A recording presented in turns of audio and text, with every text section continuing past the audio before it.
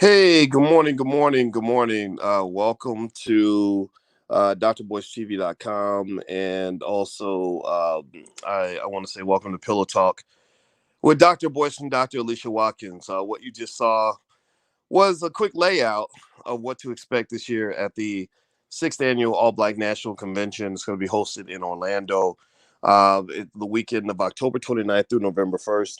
That's where we're going to gather a long list of Black experts from a multitude of areas: Black millionaires, Black health experts, people like Queen Afua and Dr. Christina Clark, who did that excellent testimony before the U.S. When was it? No, sorry, it's the Michigan House of Representatives. We have people like Nuri Muhammad, Julian Gordon, real estate expert. Brothers like Jay Morrison, who raised $13 million for the Tulsa Real Estate Fund in a historic achievement for Black people. Rizza Islam, Dr. Alicia, Vicky Dillard, Dr. Claude Anderson, just a long list of experts that are very good at what they do. And our goal is to solve problems in the Black community, because that's what we do, and that's what I believe we do well. Now, I want to welcome everybody and say hello and say good morning to my beautiful wife. How you doing today, babe? Good morning. What a great lineup you got going on at the end of this month. Yeah. We're super excited, and the convention, it takes a lot of work, and it's and a lot of determination, and I just I feel like it's necessary, particularly in light of what we're going to talk about today. You and I are both college professors. You're a PhD. You got your PhD from the Florida State University, and in social work, and my PhD is from the Ohio State University in finance. And one of the things that we have both kind of been challenged with is just some of the issues with academia, and whether or not academia is a place that always ends up doing right by Black people in terms of solving real problems. um, so let's just jump into it. So did you see what was going on with HBCU funding? And Yeah, I saw it a couple of days ago. It's very disappointing, Boyce. This is a very sad day for HBCUs. mm-hmm. Very sad day. Yeah, well, I remember you always told me about how great, when you went to Florida State, FAMU was right down the street, and your father was a famous professor at Tuskegee. Well, yeah, I grew up at a HBCU. My parents graduated from Talladega College. What? Yeah, that's where my mom. Well, no, my mom graduated from Talladega College, and my dad was a professor there.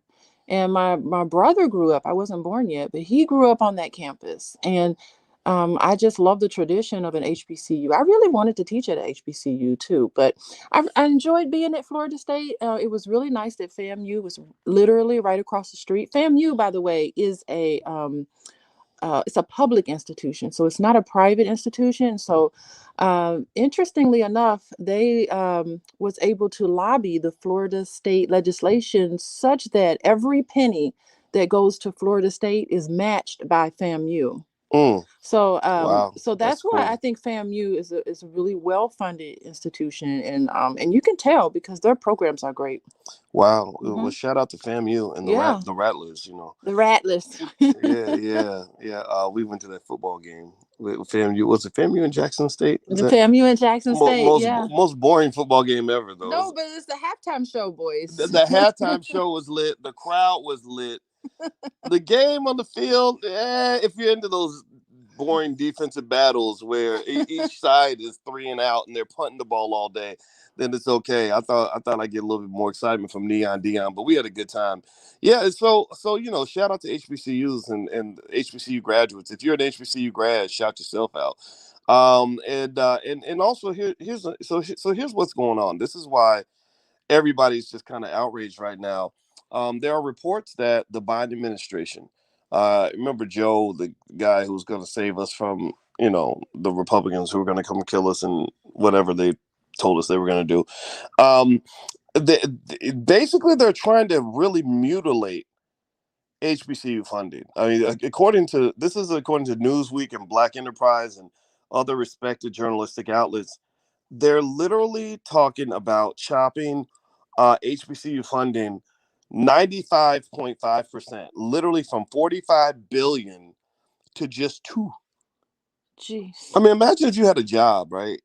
And you were making 45 grand a year, And they're like, Hmm. "Oh, we're gonna cut your pay from 45,000 a year to 2,000." I mean, Yeah, I mean, well, these a lot of these universities are already struggling, and mm, I'm sure there are a lot of Black people that are going to get their jobs cut because of this. yeah, yeah. A lot of people are just furious. I don't know how many of y'all. Give me a yes or no in the chat if you heard about this funding cut and what was going on with that. I talked about it on Instagram. My Instagram's the real Boyce Watkins. Give me a yes or no in the chat if you're aware of what's going on. A lot of people are talking about it. A lot of people don't know what to think. Let me see here. Big BG Fella says, "Why didn't your wife attend an HBCU?" Did you want to answer that or? Well, you're not. It's interesting because since my dad taught at a HBCU, we had a conversation about whether I would go to Tuskegee or Mhm. whether I would go to a state school since I'm in the Midwest. And he said, look, you can come to Tuskegee. I'll be more than happy to have you at Tuskegee. But it just so happened that I ended up going to a state school in Indiana. Okay. Yeah, I don't know why. It just ended up that way.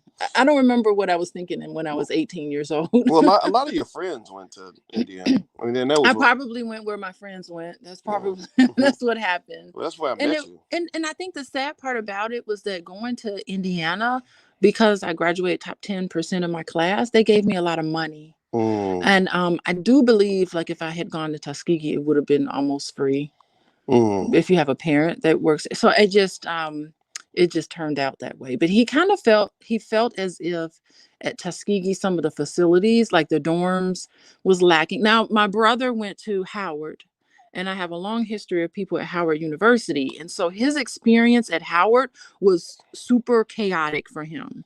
oh, And really? so I think my parents didn't feel, because I live in the Midwest, I don't think my parents felt comfortable sending their little sheltered 18-year-old child, away. I would have had to left the state, and I would Mm, have been far away from my parents, so to speak. And I don't think that they had like the type of funding. So there was a process that went into place. It was a very thoughtful process, I think, among the people who influenced me. Yeah, interesting. Okay. yeah. Hmm. Yeah, yeah, yeah. I mean, and also, I mean, you have some lineage at these schools. I mean, Yeah, yeah. wasn't your great grandfather like on the original line of the Qs The first one at at Howard. Howard? Like he was one of Hmm. the like literally like one of the very first Qs. Yes. Yeah, Hmm. and so Hmm. so your brother could have got in there like nothing. Yeah, because they had the same name. They had the Francis Taylor. Francis Holy Taylor. shit, that's So so he would crazy. meet people at Howard. He'd be like, "Wait, I know that name," you know. But I memorized your granddaddy's name. That's crazy. That's so yeah, cool. and see, I think like the history. I mean, we know about the histories of HBCUs and how important they are for Black people historically, even today. Mm, How important they are. This is a very sad day, and I think it's even more devastating because we now have an administration who pushed this forward. Could the Trump administration or Republican administration really have gotten away with this as much? Like, why isn't mm. everybody up in arms about this? Like, everybody. Well, that's what's interesting, right? You have people that are up in arms, and these tend to be the same people who were agreeing back when Ice Cube and I were doing that whole campaign to kind of say we have to get some tangibles in line before we give anybody our vote. And the I think everyone else is kind of remaining silent. Like a lot of people really asked, they had legitimate questions. I saw a brother on TV Hip Hop Media, who said, where are all the AKs who are out here skiweeing for Yes, Kamala they Harris? were. Like where are y'all out here holding them accountable? And I think what I'm gonna speculate on, and I want to be careful. My sister's an AKA, right? And Hmm. a lot of good women I know that are in that sorority. My brother's an alpha, and much respect to that. But it's kind of like whenever the Democrats come short, we always have a convenient excuse. There's Well, no well, excuse for it's those this. racist Republicans in Congress, or he's the president. He can't do it all by himself. They used to do that with Obama a lot. Like they literally acted like Obama had no power as president of the United States, which was really offensive to people who who understand that the president does have power. Like the president, if he has no power, then what's the point in voting for him? Like, what's the point? Yeah, I mean, there are powers in control that are higher than the president. Apparently, there are. Yeah. But even with that, like, what happened in negotiation that HBCUs got put on the chopping block? Well, a lot of times it seems like politicians, they only sort of serve the people that make them do it. Like if you're not heavy-handed with them. If you don't know, and we covered this a lot last night in the book club, which we do every Wednesday night. We're reading Black Labor, White Wealth, and Dr. Claude Anderson was basically explaining how Black people tend to get left behind, not just politically but also economically, because we don't play hardball like everybody else. Like, he was explaining how in Cuban in like Little Havana and all that down in Miami, the Iranians tried to put businesses in their neighborhoods, and they were like, "We will kick your whole entire ass if you try to come up in here and take our money. You ain't coming in our neighborhood and building up businesses. We're not going to allow you."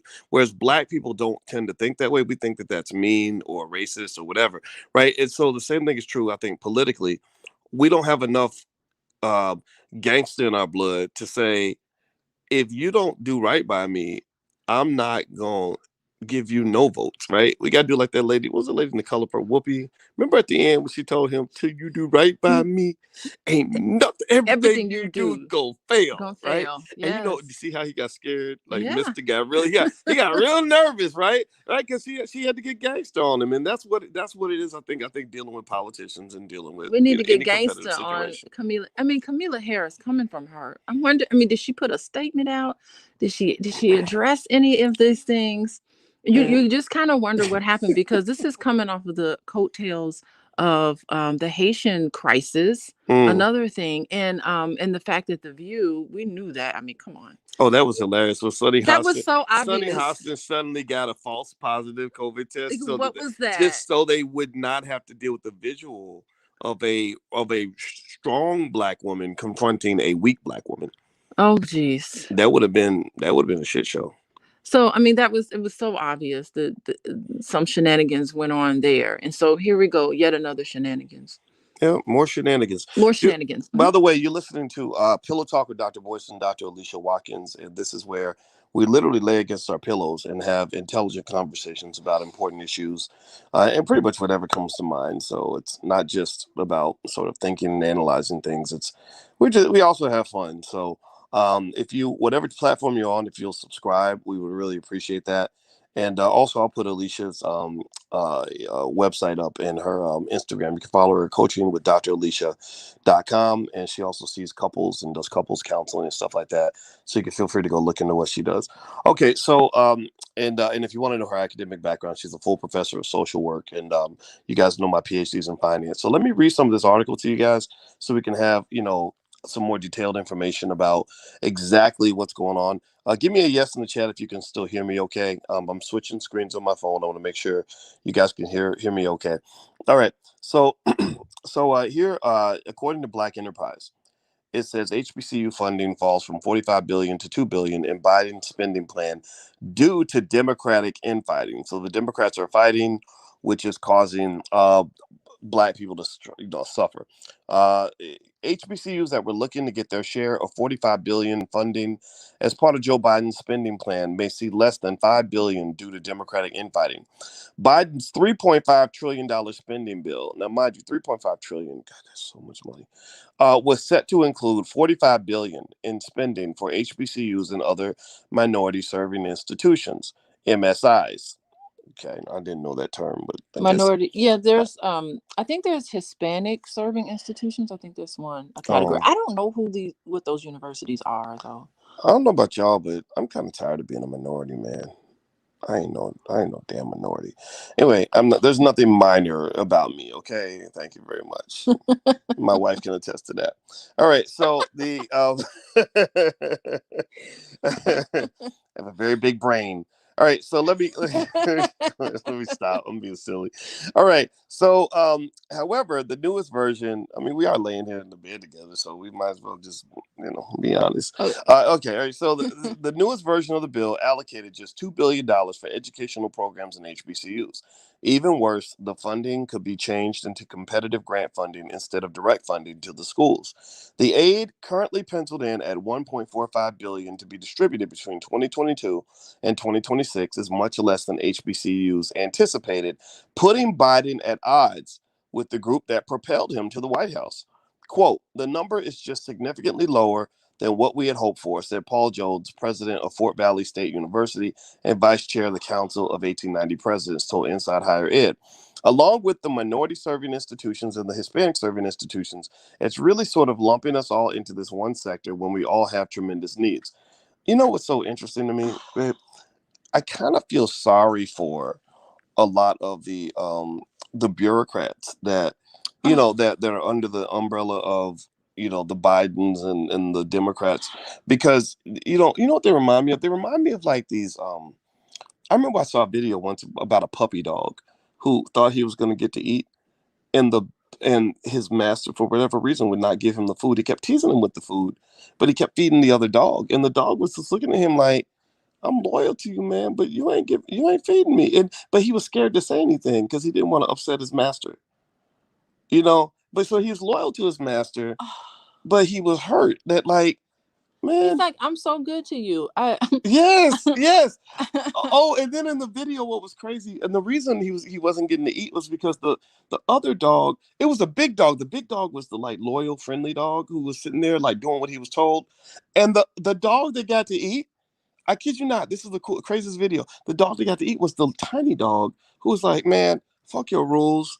You throw this hot dog down here. I'm eating first, right?" And the thing, let me tell. Have you ever had a dog, Boyce? I did when I was little. No, I'm talking about dogs are loyal. I remember, like, no matter what you do to a dog, once they attach to you and they really love you, you can almost do anything to them and they'll still love you. And it is the most Mm, unconditional love. I mean, to the point where I think it's very therapeutic, by the way. But dogs are wonderful, wonderful pets to have, wow. because that type of bond is not like a cat. It's not like anything else. And it's so easy to take a Cats dog ain't for. loyal. Cats don't care. But it's so easy to take a dog for granted, and they would just love you and look on you no matter Mm. what. So I'll be curious. Do you So think we're just like that pets. you think I almost feel like some of like I really think about like those who are really stuck on concepts like integration, like really believe integration is working. Unfortunately, maybe are stuck on white validation. Maybe dependent upon money coming from government or white people. I wonder if I honestly think that like I'm the loyal. I'm not gonna say that they are loyal puppies. I'm saying that they get treated that way, right? Like okay, you're loyal to me regardless. You ain't going nowhere. Hmm. Biden goes and does interviews. He's like, if you don't vote for me, you ain't black, right? Cause so that's a way of saying like I know you ain't going nowhere. You're my loyal little puppy dogs, and it doesn't matter how much I pee on you. You're still gonna have my back because in the next election, I know exactly how to trigger you Hmm. and make you, it scare you into voting for me. You have got to, and when they run again, I guess they're going to run again for another term. You got to replay this video. You got to replay this podcast, because we have to remind people what happened in the moment where it could have Mm, been a slam dunk. Like, you're thinking, what? We got an HBCU grad as a vice president. I mm. bet they were sticking their chest out like, I know we got this money. We are What? not going to. She going to look out for us. What? You thought you had somebody in the White House that's going to be like, that's going to be looking back and really helping to progress HBCUs, which I think are the most best, fascinating institutions on this Did you planet. say the most best? The most best, the most The bestest. bestest? I mean, really, not even just academically. I'm talking about the experience that Black students get at a HBCU. It's like no other. Mm-hmm. You see students who come from all different types of neighborhoods. When you come to an HBCU and when you graduate from there, it is a sense, you get a sense of who you are. You get a curriculum that you don't get anywhere else.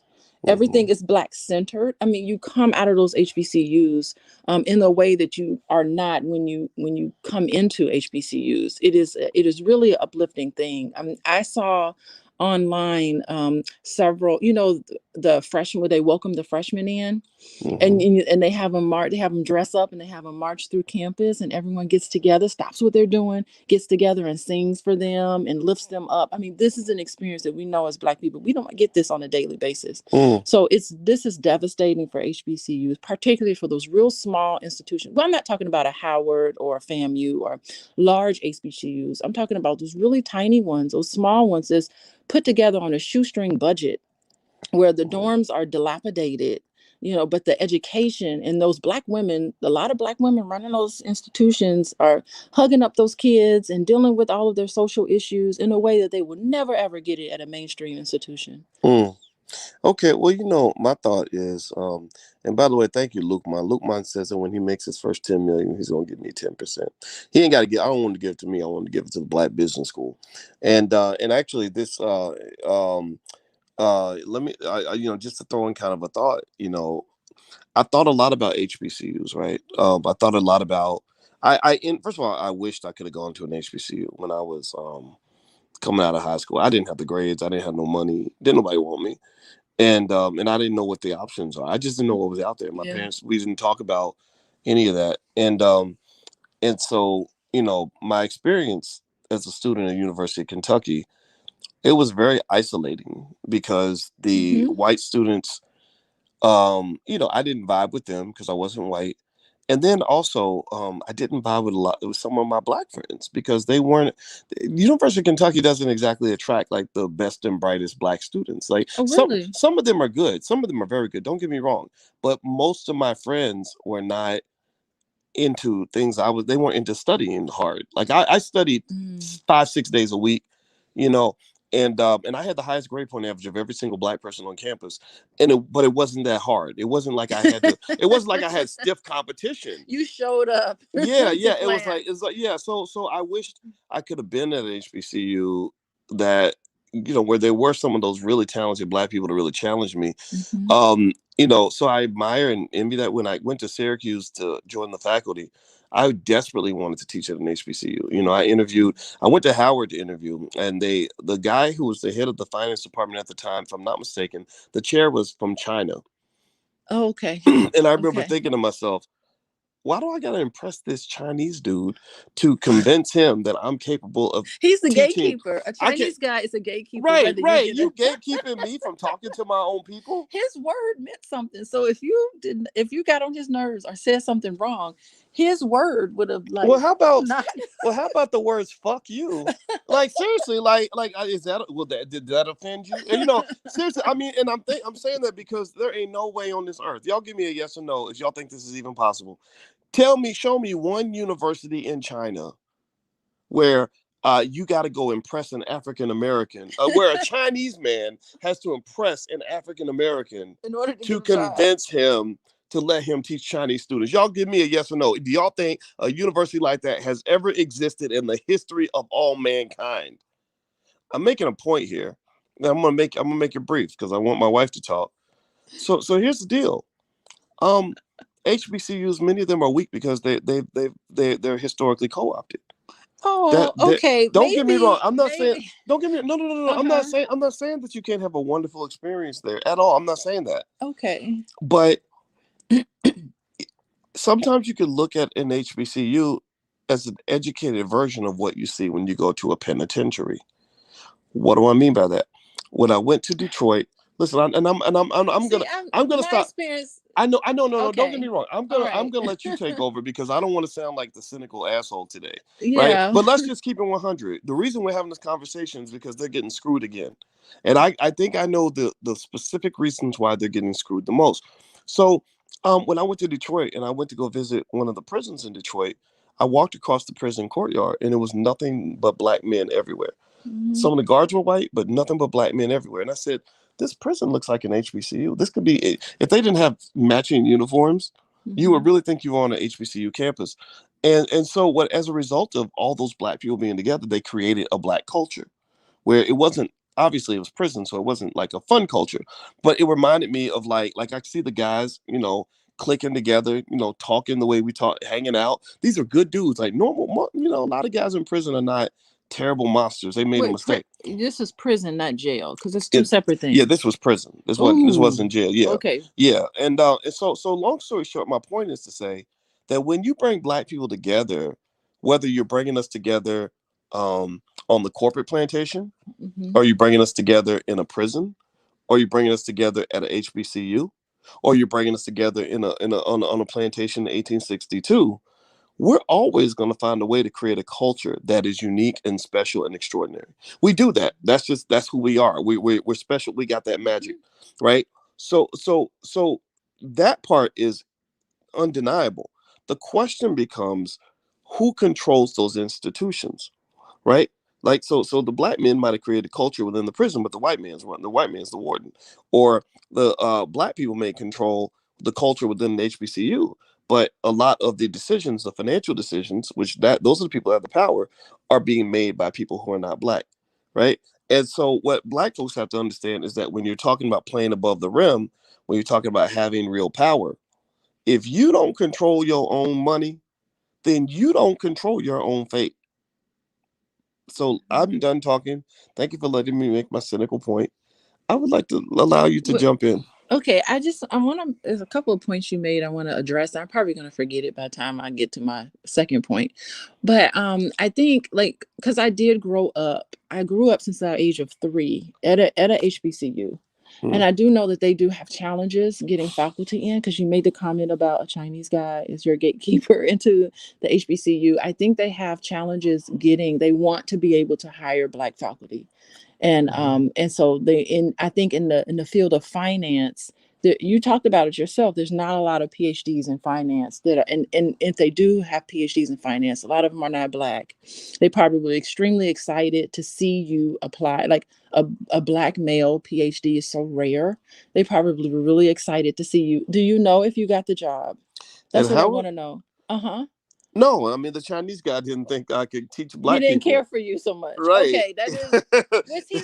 Was he the only decision maker? Did you he get to talk to other I remember people? talking to him, and I think it just didn't go further than that. And I think, and I don't totally blame them. I mean, don't get me wrong, I was the only black man in America, on earth actually, to get a PhD Yeah. in finance during the year 2000. Black man or woman, there was not even any black Well, women we that got. know women in finance. That really is rare. Right. So Mm-hmm. so I have the credentials. I work with the best people in the world, but my track record, I've always been cutting edge in terms of really pushing the envelope to say, are we going bullshit or are we going to solve the damn problem? And that offends people, right? When you nudge people, Did you and offend people at this job interview, boys? I not at the interview, but I let them know black that I was B1. Even back, I was B1 before that even meant, Yes, before that was a concept. that Like is very true. I just would let people know, like, look, my goal is to benefit the black community. That's why I'm here doing this. Wait, I hold was I on. was willing to go to Howard. I was willing to go to Howard and take a pay cut in a more expensive city. That's how bad I wanted to go there. So wait, if there's any place where you can say I am black first, it should be at a HBCU. Are you saying that you couldn't say that Howard? This may be just Howard University because I've had some experiences at Howard University that were less than ideal. We'll just put it Yeah. that way. Well, remember Francis So Cress Wellesley got fired from Howard. yeah, and so there's a lot of other stuff Yeah. happening. So Remember when Felicia Rashad said something about Bill Cosby. Bill Cosby and Yep. they came down on her. Oh, they were like, So oh, let's just put where's the whip at, yeah. Missy? So I think we should just put Howard in its own unique category because I don't think most HBCUs operate this way. I just Hmm. want to say, and I know that they're always looking for talent. They're always looking for black talent. Well, And mhm. here's the deal, right? Um, the reason that I believe black people prefer, say, the Democrats versus the Republicans is because the Democrats, they seem to um be there for us when we are most broken and most downtrodden. Like if we're struggling and completely marginalized, the Democrats are the ones who say, okay, we'll let you in under certain conditions. The problem with the Democrats, the reason that millions of black people just fucking hate the Democrats right now, in Mhm. general, Mhm. is because there is a glass ceiling to how much power a black person is allowed to have within a democratic designed white supremacist infrastructure. So what they'll say is, look, So they'll look at Camilla Harris and they will be, oh, poor thing. She was up against it real hard and couldn't get our funding yeah, through. Do you yeah, think they'll have some empathy for her? I think they will, and I think that what they'll do. I mean, when I was working with Ice Cube, one of the leading politicians in the Democratic Party reached out and said, people think that we're not trying to help the black community, but we really are. It's the Yeah. racist people in the Democratic Party who don't want to let us do anything. So it's just kind of one of those things where you know, I don't know. Maybe it reminds me of like when you talk about this whole debate about getting the jab or not getting the jab, which by the way, I don't, whatever people choose to do, I believe it's your right. It's not like the jab makes you safe. The jab does not make you safe It's completely. It psychological. doesn't, well, it's not like it makes you 100% safe because nothing's 100%. It's not like it makes you healthy, right? But some would argue that it gives you a little bit of more protection than what you would have without it, right? And I see the Democratic Party is the same way. It's their jet, it's their vac. I don't use that word, but Mm-hmm. their protection against white supremacy by saying we're not going to treat you well, and we're not going to give you real power, but we will treat you better than the Republicans, and that's pretty much all you people can actually ask for. Mm-hmm. Mm-hmm. It's like, what are you gonna do? It's either us or who or what. You're gonna be out cold on your own. Yeah, And yeah, yeah. yeah. If you paid attention to when what they usually say to us, they usually don't say these are all the ways we're going to make your lives better or Mm-hmm. make you more empowered. They usually say we're better than the Republicans, and Yeah. then that's the thing. If you don't understand, this is why those people who are trained to make fun of conscious people and the do for selfers and as if that's not going to work. You got to understand the dangers of that kind of rhetoric, because if you never learn to do something for yourself, then you will never survive. You will never have any real say in your outcomes. Interesting. Okay. What do you think? No, I mean, I think you're right. I was gonna make a point, but I forgot it because Oh, because I kept because you saying, kept I did, talking. because I just run my You mouth. do. I It's was like just yapping. I do. I really would love for like one point, and then I can address the one point. Oh, I'm sorry, You babe. make like five. You make five excellent, cogent points. I know. I really appreciate I that. just be talking so much. I can't help it. I'm It's sorry. okay. Anyway, well, you're listening to Pillow Talk with Dr. Boyce and Dr. Alicia Watkins. Her website is coachingwithdralicia.com. You can check this out right here. And my wife is a full professor of social work and an award-winning scholar. Actually, she's very good at what she does, and she does couples counseling and all that stuff. And me, I'm just the dude who was lucky enough to marry her.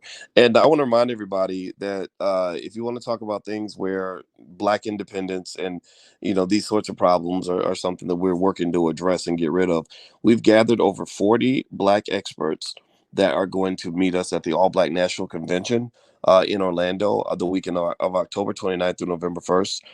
If you'd like to learn more about it, we are very family friendly, and also college students.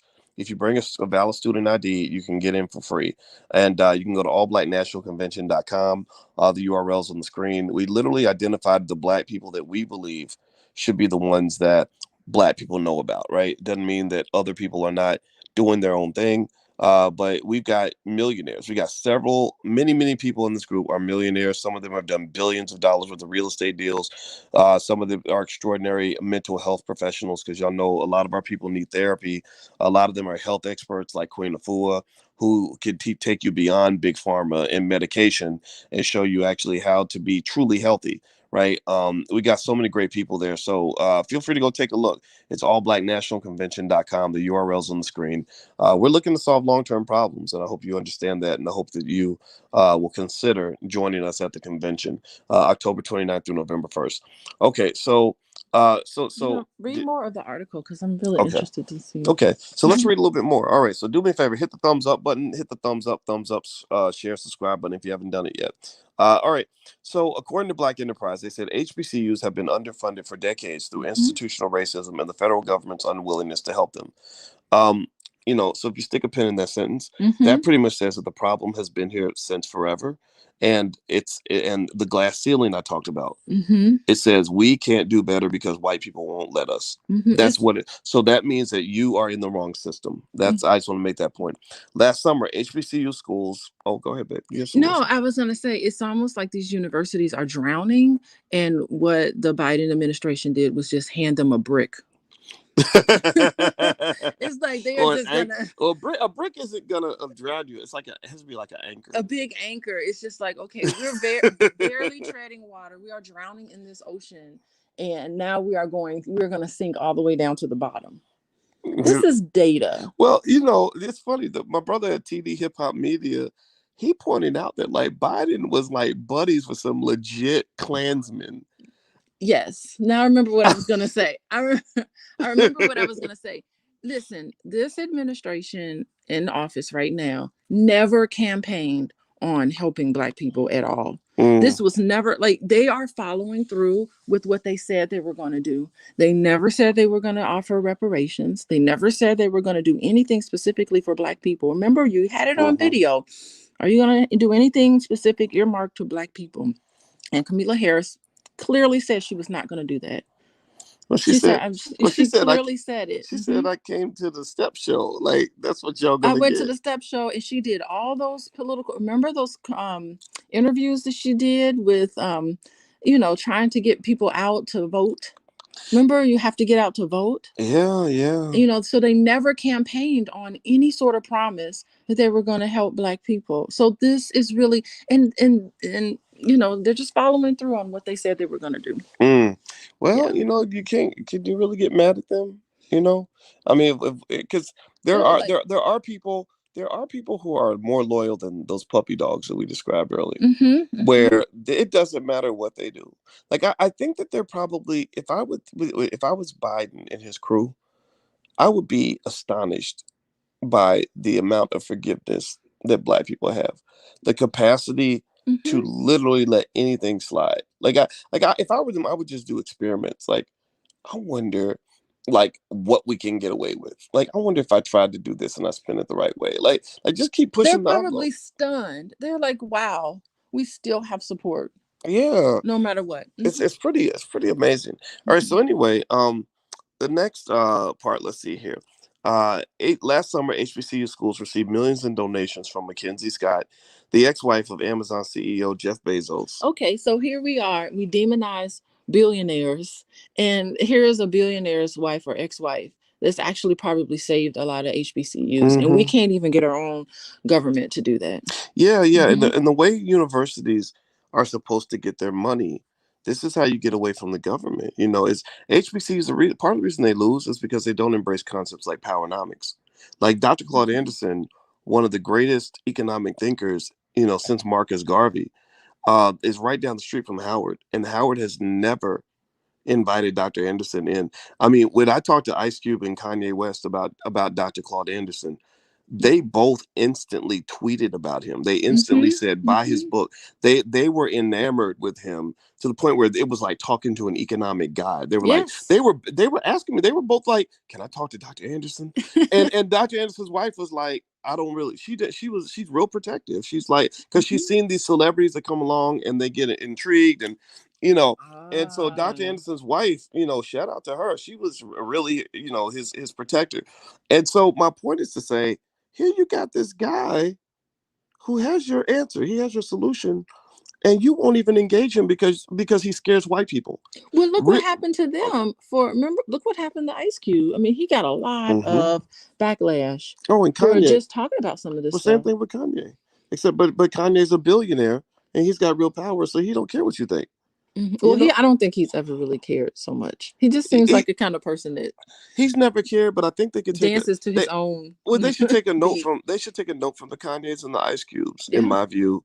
And this is where this election was really powerful to me because you had the Kanyes and Ice Cubes talking to people like me and Dr. Claude Anderson, and that made the Biden administration very nervous. Like I'm sure it they did. wouldn't talk to Ice Cube, but they'll talk to Cardi B because Cardi B will go along with the Oh, program. because she's not. You think she came up with those Well, questions? Cardi trying to stay Come out of on, it jail. was. Well, no, Cardi trying to stay out of jail. Let's keep it 100. Cardi had some major charges. The people don't know that, but she had some. What charges?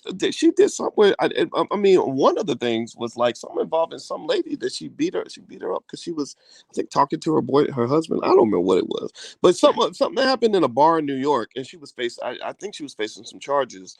And then also there was I remember she went on Instagram and confessed to drugging and raping, having men raped, right? So they could Well, unless they could those men easily come forward, those men would have to step forward and talk about their they would, but then again though, to. if they were white women, if a man just went online and said, I drugged and raped several white women, but they haven't come forward, they would probably cancel him. Like they She wouldn't. never got canceled. They would say, well, the victims are just too afraid to come forward. So Well, we canceled her. I don't. Well, we did, but not the world. But Well, Biden that's a didn't. big deal. But We but my canceled. point is to Okay, say, yes. I think so it was interesting, right? That if you look at Cube and Kanye, whether you agree with them or disagree with them, these are two independent, very wealthy, powerful black men. Like Ice Cube, it is worth hundreds of millions, I'm sure. Kanye's a billionaire, certified by Forbes magazine. Mhm.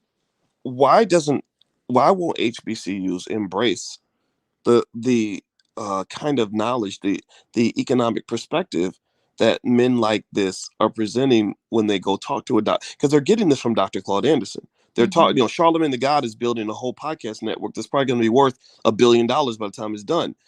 He loves Dr. Claude Anderson. They all, they embrace these ideas because they're like, this is it. The key for black people to do what we want is we must own assets. So if you have an HBCU, and this is my point, now makes a point, and I'm done on this, because we're already doing this in the Black Business School. Mhm. If your school is teaching black people to own assets, to own real estate, to start businesses, and to make investments, then you're going to produce thousands of alumni who are multimillionaires and some of them even billionaires. And guess what? That becomes your donor base. That is what Harvard and Yale have done. The Mhm. reason Harvard, Mhm. Yale, and Stanford can do whatever they want, they get government funding, but they're gonna survive no matter what. They're It's not dependent on government funding like HBCUs are. right, Mhm. right, and there are. Harvard has a Mhm. long Rolodex of billionaires that will write any check for anything they want to do. Mhm. They're not sitting around saying, "Well, we can't do it because the government won't come through with our money." Well, if all you're doing is producing employees, Mhm. then Mhm. that's exactly what you're going to get. Mm. I love it. So you're saying that if we followed Claude Anderson's thinking in his book, then we will produce all of the black individuals who can actually contribute to these HBCUs so that Yes, they're not dependent on government funding. yes, I yeah. got it. And Mhm. I already see it happen. I mean, the Black Business School, we've been doing this for about 6 years now, Mhm. and we have alumni. We have people that came out of the school, like your friend Susan, who Yes. they come She back is and killing it. yeah, they come back and support the school because we teach black folks how to build independent wealth and power. We're not into the whole, like, don't get me wrong, we don't make fun of you if you have a job. We just say we think there's more out there for you, and we wonder if this is best for you because the stressors that come with having somebody else constantly controlling your fate. So the Mhm. mindset of the HBCUs have to change. They are part of the reason that they are constantly stuck. Mhm. Yeah. So Mhm. so let me read more. Okay. Everybody, hit the thumbs up button. Please hit the thumbs up, share, subscribe button, if you haven't done it yet. So Coppin State University, Bowie State University, Morgan State University, and the University of Maryland Eastern Shore sued the state of Maryland in a federal lawsuit alleging discrimination and underfunding of HBCUs in 2006. After pushing back for more than a decade, the state agreed to a $577 million settlement this spring. Good for them. Roderick Mhm. Smothers, president of Philander Smith College, I think I met this brother, told Newsweek the federal funds received during the pandemic were paramount in helping the school survive the pandemic, as well as implement technology upgrades and student support. Quote, we use the funds that we received to serve the students that we have, and now we're Mhm. asking for additional funds to make sure that when we are on the other side of this global pandemic, our institutions will be bigger and better and more resilient, he said. Okay, good for him, good for him. I think a lot of these, leadership in the HBCUs, they're not all bad, right? No, no, of Yeah, they're course. they're not, they're not a bunch of losers or anything like that. I just think that, They just uh, have struggles. well, I think a little bit more courage and a little bit more imagination is required, unless you want to be a sucker for the rest of your life. Yeah, but What do you I think? mean, I think it'd be really nice to have people weigh in who are actually a little more tied to these HBCUs. I mean, you Absolutely. do want to attract really good faculty, but you can't compete with the salary. hmm You make more money at these larger institutions, white institutions, and it's a tough decision to make. It's very Yeah, tough. Yeah. it's extremely. I do agree with you on that. Um, I want to show you this cartoon I thought was really funny. This was Yes. Yeah, yeah. I want everybody to see this. I thought about this cartoon as you were talking. That was another This point I is wanted pretty to make. hilarious. Mhm. Yeah, so if Mhm. you see here, this was shared. Y'all can read it on the screen. I can't read where it came from because I got something blocking that. But there's literally this group of black people, and then it shows a dog barking. The dog represents black leaders, and they're barking at the white people. And then the white guy throws a bone to the dog, and then he turns and starts barking at the black people. Right? Y'all see that? Give me a yes or no if you can see that. I think that's so funny because, part of your challenge is that, many of your black leaders are not really black leaders. Like, they are maybe mediators, or they are representatives of the white power structure, and their job is not so much to. They're not black leaders. They're really black. They're really Negro managers. Mm-hmm. Like, their job is to manage black people and to carry water for the white power structure, and to keep black people in line. And you see them come out, exhaustively during election season, because what happens then, and you saw it during the pandemic too, Mm-hmm. whenever the power structure has an agenda, they say, how do we get black people to do something? So then they start going back to the simple playbook. I want y'all to pay attention. I want y'all to watch out for this. They go to the preachers. So they get the preachers saying, "Hey, everybody, go get this jab," or "Hey, everybody, go vote for this person," or whatever. They go to the athletes, right? Right. They go to people in the music industry, like the rappers, and the singers. They also go to, like, your favorite actor, actress, etc. And that's why. So it wasn't a coincidence that Mm-hmm. whenever, that whenever a celebrity caught COVID, they would announce it on Twitter, like, Mm-hmm. "I just caught it. Everybody go get shot." Not Or only that, but it has to have some emotional charge to it. And what was the one thing that mm, happened during the pandemic that really got us riled up in the streets? oh wait, I remember the police shootings in The the black. police shootings, Oh yeah. they'll take these in glaring injustices. I mean, injustices happen every day, but they Hmm. take these big glaring injustices, and then all of a sudden it becomes a big deal, and because it has to have some emotional charge. It's a magical thing that's doing for us. It has to have an emotional charge because nothing can get pushed forward unless there's an emotion tied to it, especially for us. Like, can you imagine all the black women, how we felt to see a black man shot down in the street and Mm, him calling out for his mother?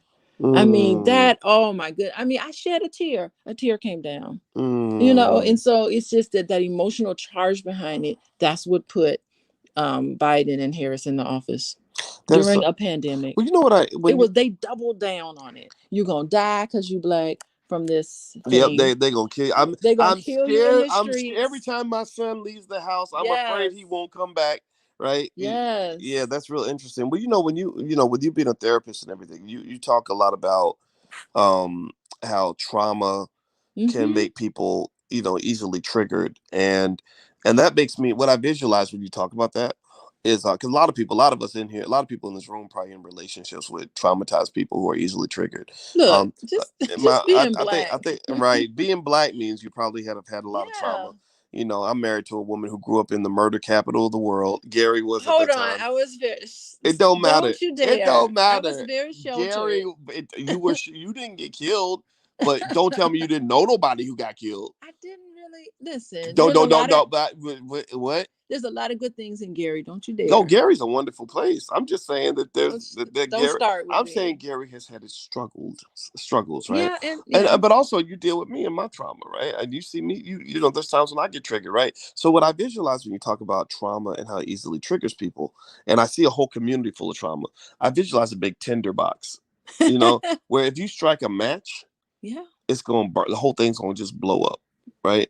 And I think that that's what they do. They say, look, black people are traumatized, and traumatized people can be manipulated, Yes, they and all can. you got to do is spark a match Our and set off a tinder emotions. box. Yes, and that's what they do at every election. Watch it, because pay attention, y'all. Oh, it's been quiet now, hasn't it? Has anybody noticed? Tell me if you've noticed this. Have you noticed that since the election is over, you remember a year ago you had Black Lives Matter out in the streets every Mm-hmm. day. Yeah. Yeah. You had buildings being burned down, windows busted, police shootings every week. They were Mm-hmm. talking about some police shooting injustice.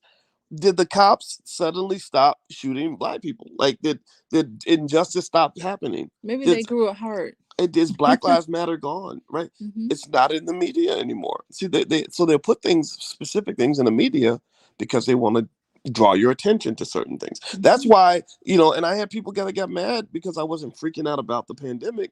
It's because, because if it wasn't in the media, you probably wouldn't even know about it. Mm-hmm. You just wouldn't. You know, Go ahead, babe. So it's manipulation. It's manipulation Extensive, of us. yes, Mm-hmm. extensive manipulation, and I'm not falling for it. Mm-hmm. I'm tired of it. I'm not interested in it.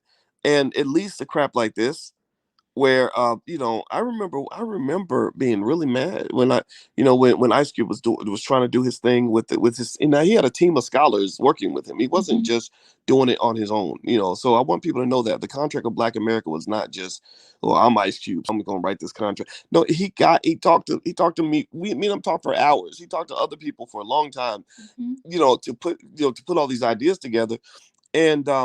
And I remember that the Biden administration said something where he and I both, he told me this, and I said, okay, I think we understand this is a complete sucker move.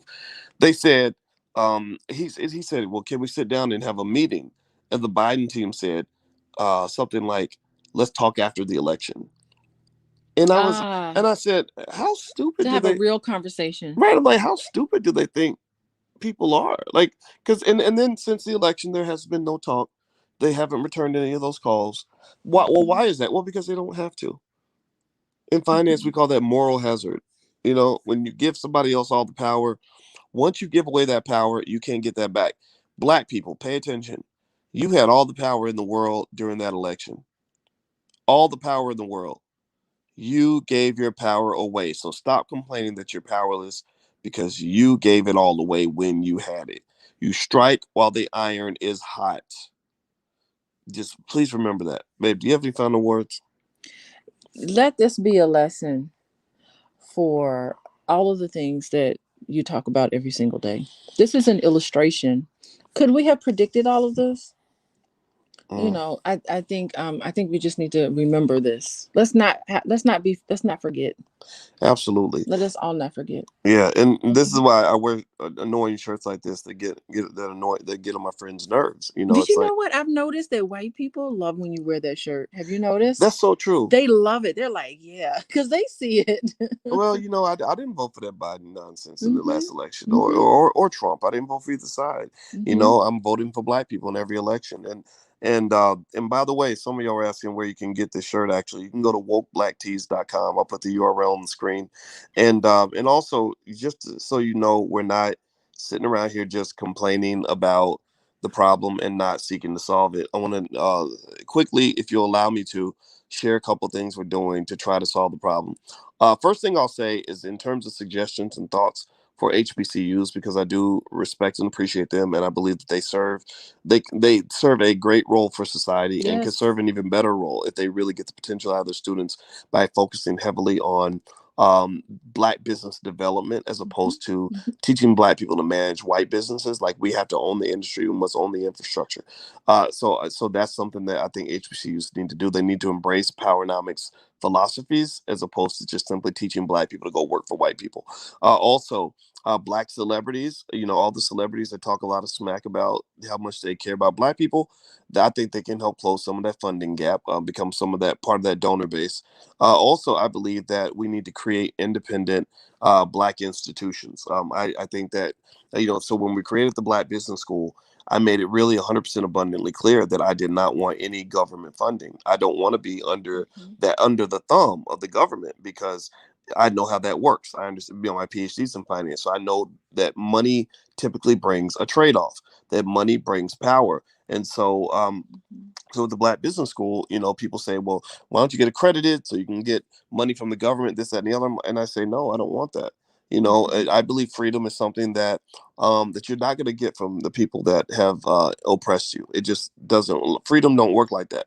So the blackbusinessschool.com is where you can go to take a look. And of course, you may or may not know that the All Black National Convention is happening this month, October 29th to November 1st. And what I'm going to do is actually show you guys, if you'll allow me to have 1 second of your time, to show you the quick little trailer we put together for the convention. So here we go. We're super excited. It's going to be awesome. These are your scholars. These are your leaders. These are your teachers. We have over 40 Black experts coming together with tons of people in the community in order to build the Black community. So check this trailer out. I'll put it up right now.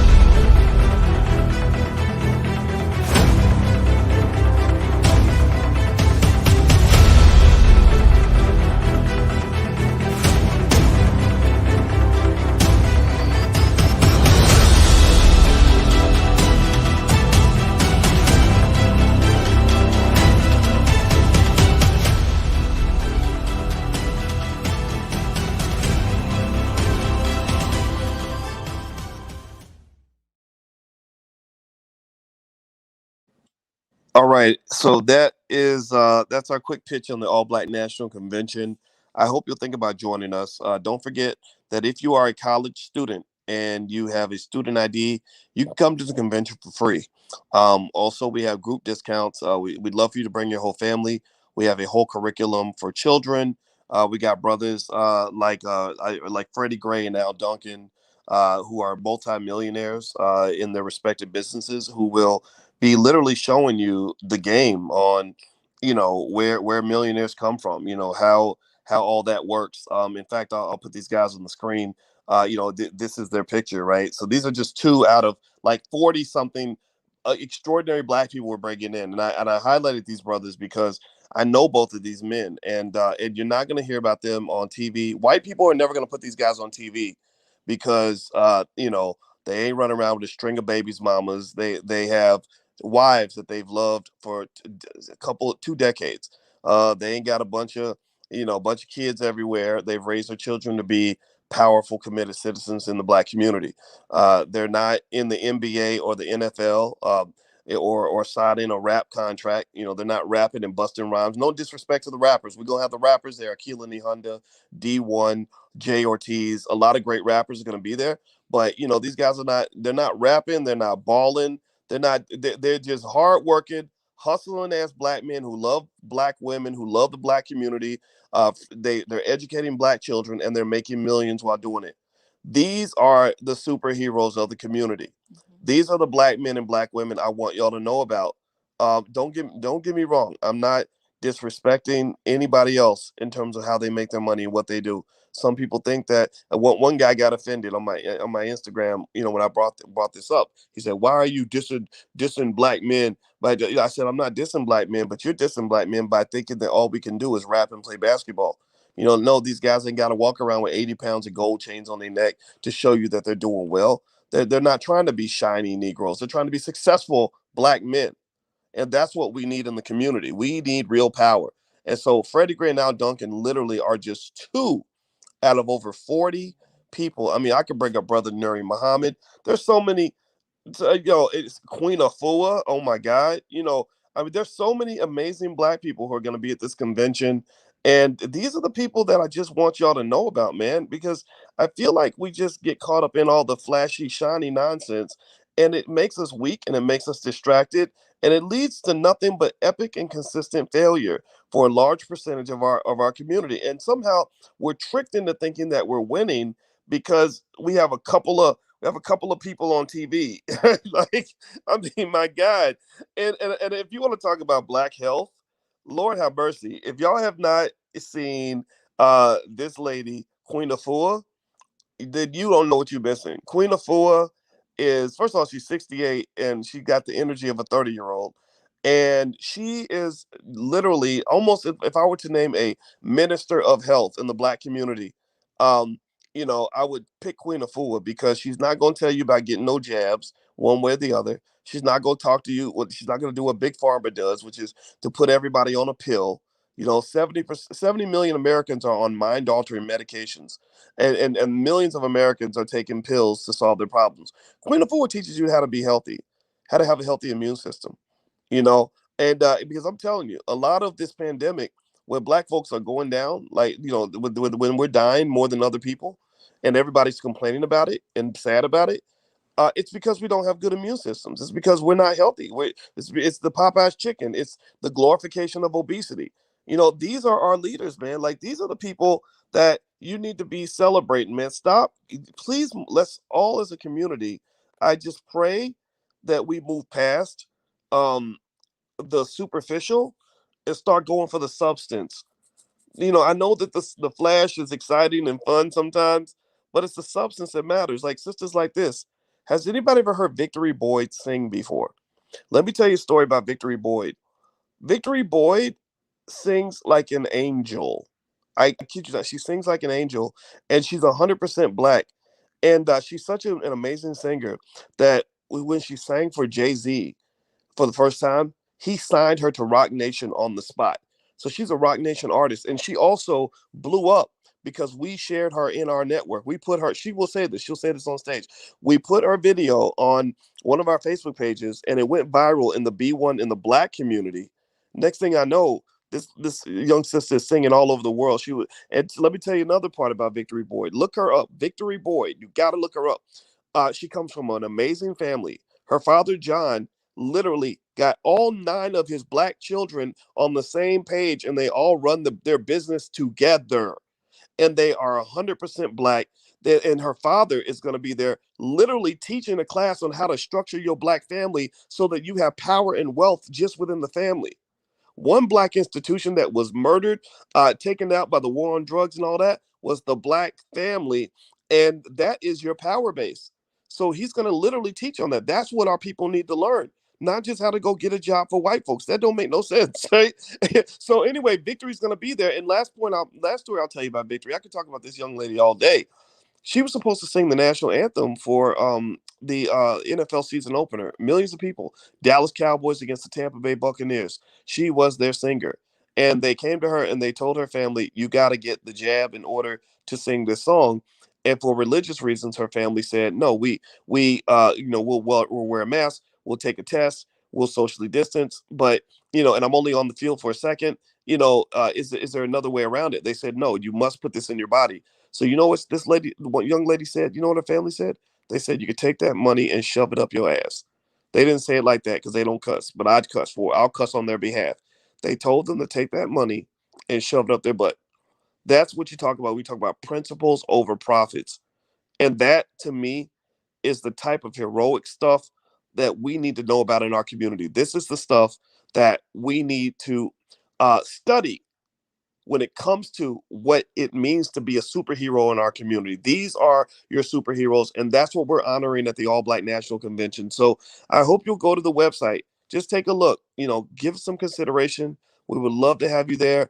We're gonna do it to the fullest for you guys, and I hope you'll join us. If you are a college student and you have a valid student ID, you can come for free.